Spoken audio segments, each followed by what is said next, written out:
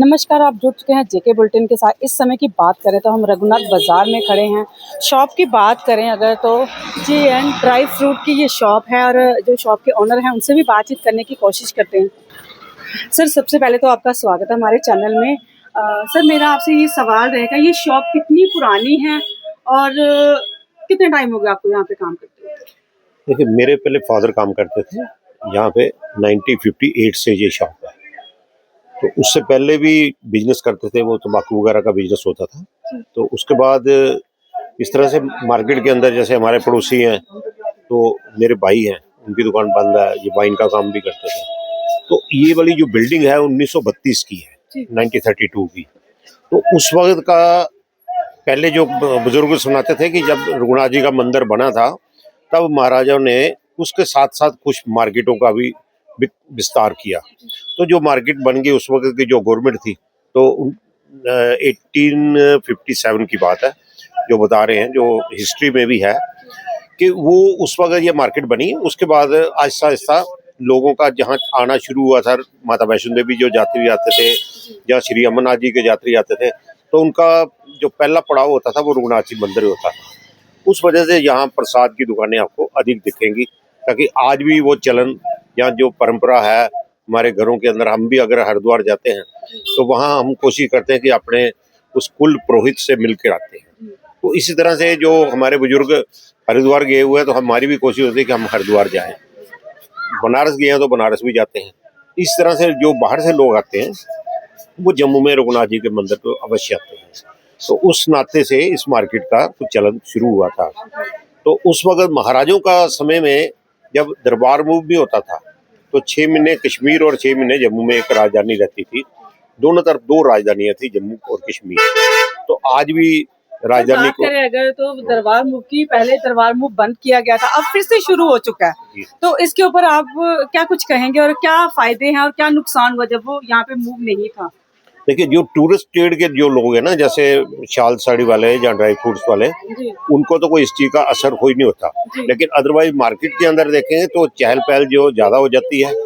और कश्मीर के जो लोग जम्मू आते थे, उनको जम्मू और कश्मीर के अंदर एक कल्चर की समन्वय बनता था, एक वो आपस में एक प्रेम बनता था। वो प्रेम फिर पुनः जागृत हुआ, वो बड़ी अच्छी बात हुई है, इसमें कोई दो राय नहीं है। तो आहिस्ता आहिस्ता मुझे लगता है कि कश्मीर के लोग और जम्मू के लोग भी जैसे कश्मीर जाएंगे और आपस में वहाँ भी मिलते हैं और लोगों के बीच में एक समन्वय बनता है, आपस में प्यार भी बनता है, एक दूसरे को जानना पहचानने की भी एक कोशिश होती है। रही बात जम्मू में अंदर दरबार मूव आना, उसमें देखिए कि वहाँ पे अगर इतनी सर्दी पड़ती है, बर्फ पड़ती है, तो वहाँ परिवार के साथ लोग जहाँ जम्मू आ जाते हैं। जम्मू के लोग जाते हैं परिवार के साथ सिर्फ 2-3 दिन के लिए, ये लोग जम्मू के अंदर आते हैं 2-4 महीने के लिए। और वो जम्मू में के अंदर आके जो एजुकेशन का हब है वो भी उसको एक प्रोत्साहित मिलता है, क्योंकि वो जम्मू में आके पढ़ते भी हैं।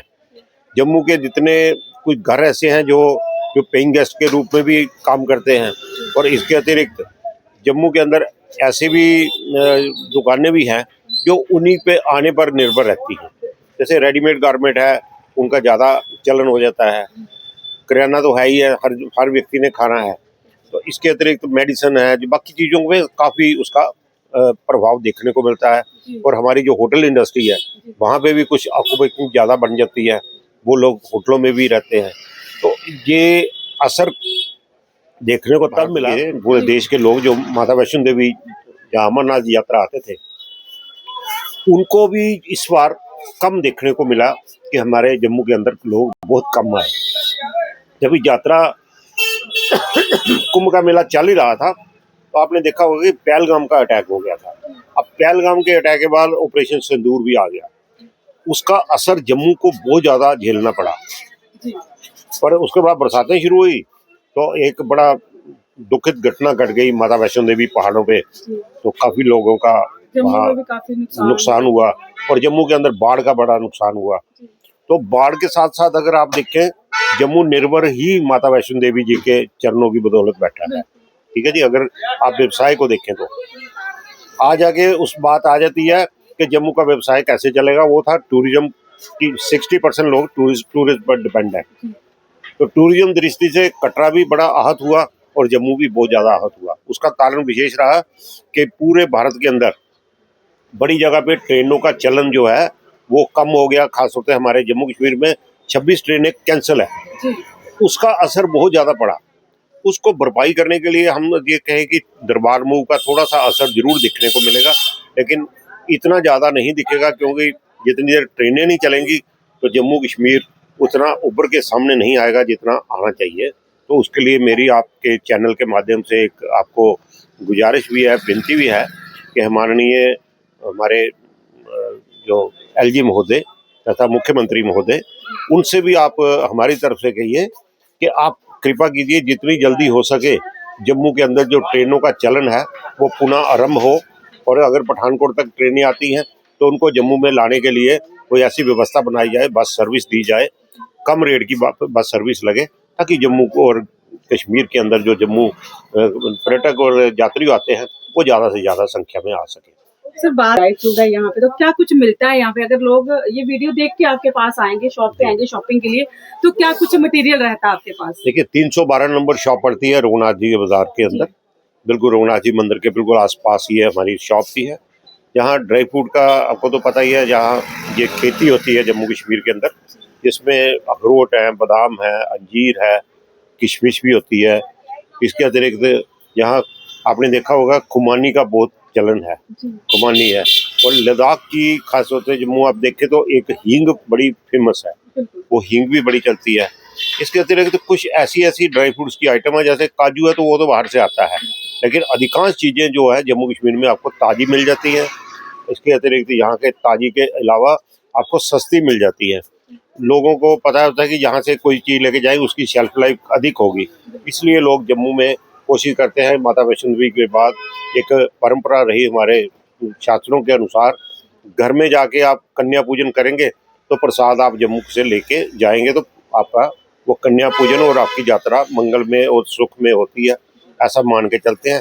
तभी लोग जम्मू से अंदर जो ड्राई फ्रूट की बादाम है, अखरोट हैं, और अन्य प्रसाद होते हैं जैसे ये वाले, और ये इन चीज़ों को सबको लेके अपने घर में कन्या पूजन भी करते हैं और लोगों के बांटते हैं, ताकि उनकी यात्रा मंगलमय रही। अब ये शुरू से यही परंपरा रही, जो यात्रा करने को निकलता है तो पहले बड़ी दुर्गम पहाड़ियों पे जाना पड़ता था, तो उस वक्त ये चलन था कि पता नहीं इसने वापस आना कि नहीं आना, तो आके वो प्रसाद बांटते थे कि मैं सुरक्षित घर पहुंच गया हूँ और यात्रा मेरी बड़ी सफल रही। तो वो परंपरा आज भी चल रही है, चाहे यात्रा बड़ी सुखद हो गई है, लेकिन उसके अतिरिक्त वो जो परंपरा थी लोगों ने वो नहीं छोड़ी, वो परंपरा कायम है। जिस वजह से हमारा जम्मू और कश्मीर दोनों फलते फूलते हैं, निर्भर हैं माता वैष्णो देवी जी के उनकी कृपा से जम्मू भी फल फूले, और आपके चैनल का भी दिन दुगनी रात चौगनी प्रोग्रेस हो, हमारी ये भी आपसे प्रार्थना है। और आप इसका जरूर एक श्रेय भी लेंगे कि जम्मू को अगर प्रमोट कर रहे हैं तो जम्मू की जितनी टूरिस्ट डेस्टिनेशंस हैं उनको भी कोशिश कीजिए अपने चैनल के माध्यम से कि जम्मू के अंदर कौन कौन सी जगह देखने वाली है। अभी हाल ही में सुचेतगढ़ के लिए टूरिज्म विभाग ने सिर्फ एक बस लगाई है ताकि वो क्षेत्र को प्रमोट किया जाए, लेकिन आज तक कोई जगह पे होर्डिंग कोई नहीं लगी कि जम्मू के अंदर होर्डिंग, जम्मू के अंदर देखने वाली कौन कौन सी टूरिस्ट डेस्टिनेशन है, उनको प्रमोट करने का भी मुझे